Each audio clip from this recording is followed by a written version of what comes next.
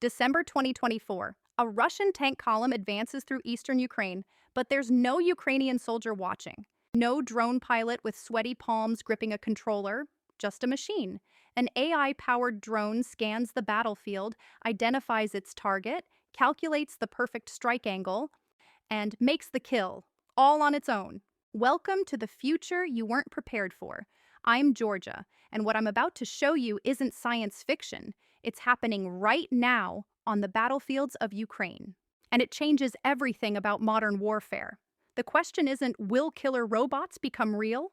They already are. The question is, what happens when every military on Earth has them? This is Redline USA. Let's expose the truth they don't want you to see. The future of warfare isn't about who has the most soldiers. It's about who has the smartest machines. And on the muddy, blood-soaked battlefields of Ukraine, that future arrived 3 years ago. And nobody told you. While politicians debated ethics in air-conditioned conference rooms, Ukrainian engineers were welding together the weapons that will define the 21st century. Forget Hollywood's Terminator fantasies. This is real. This is brutal. And this is spreading across the globe faster than any virus ever could. For years, the world argued about killer robots. But here's what they missed. Ukraine didn't wait for permission. Facing annihilation from a numerically superior Russian force, they built autonomous weapon systems out of sheer desperation. Today, I'm taking you inside the first true autonomous war in human history. What you're about to see will terrify you. But you need to know this, because this technology won't stay in Ukraine. It's coming to a conflict near you. Let me paint you a picture of the hell that forced Ukraine to unleash these machines.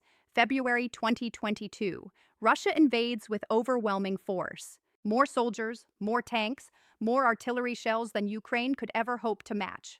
Putin's strategy was simple and brutal: attrition warfare. Grind down the Ukrainians through sheer mass. Turn the 600-mile front line into a meat grinder where survival was pure luck. The battlefield became a nightmare landscape frozen in time. Trenches, minefields, fortifications everywhere. Every meter of ground gained cost dozens of lives. Ukraine was bleeding soldiers, and Russia was betting they'd run out first. But then Russia deployed something that changed the game: advanced electronic warfare systems. These EW systems jam the radio signals connecting drone operators to their machines. Imagine you're a Ukrainian drone pilot trying to guide an FPV drone through enemy jamming. Your video feed cuts out, your controls stop responding. Your $500 drone just became a very expensive paperweight. In heavily jammed environments, success rates for traditional FPV drone strikes plummeted to below 30%. Think about that. 7 out of 10 missions failed. In a war where every Ukrainian life is precious, those odds were a death sentence. Ukraine faced an impossible equation. They couldn't match Russia's numbers, and Russia was neutralizing their technology advantage. They needed a solution that didn't require constant human control. They needed machines that could think for themselves, so they built them. Here's what happened next, and pay close attention because this is where warfare changed forever. At the start of the war, Ukraine's autonomous weapons capability was essentially zero. But driven by the threat of extinction, the government launched Brave One, uniting agencies with over 1,500 private developers. Meet the Saker Scout drone. Originally designed for agricultural surveys, its creators pivoted to military applications within weeks. This system uses advanced optics and AI to autonomously detect enemy equipment. The AI can identify dozens of different types of Russian military vehicles on its own: T-90 tanks, BMP infantry fighting vehicles, self-propelled artillery, all without human input. But here's where it gets truly revolutionary: terminal homing. When a traditional drone signal gets jammed, the mission fails. But an AI-powered drone, it takes over. The human operator gives it a mission. But if jammed, the drone uses AI to navigate, lock on, and execute the strike, all without input. The operator's role has transformed from pilot to manager. They give the order, but the machine does everything else. And it wasn't just in the air.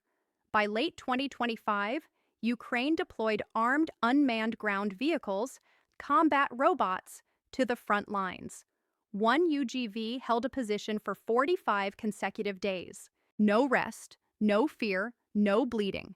The Ukrainian military has embraced a simple philosophy: robots do not bleed. So, how does a machine learn to kill? The answer is data, mountains of it. Ukrainian engineers, partnering with companies like Palantir, have been training AI models on thousands of hours of real battlefield footage. The AI learns to distinguish a Russian T-90 tank from a civilian tractor.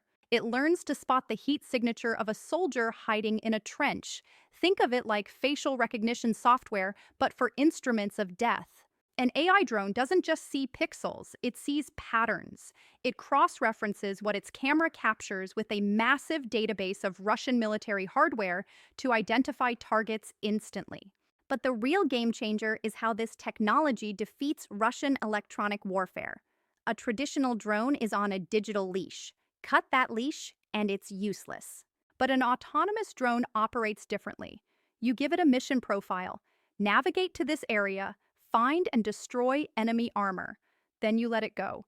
The AI handles navigation, target ID, and terminal guidance. And here's something that should terrify every military planner.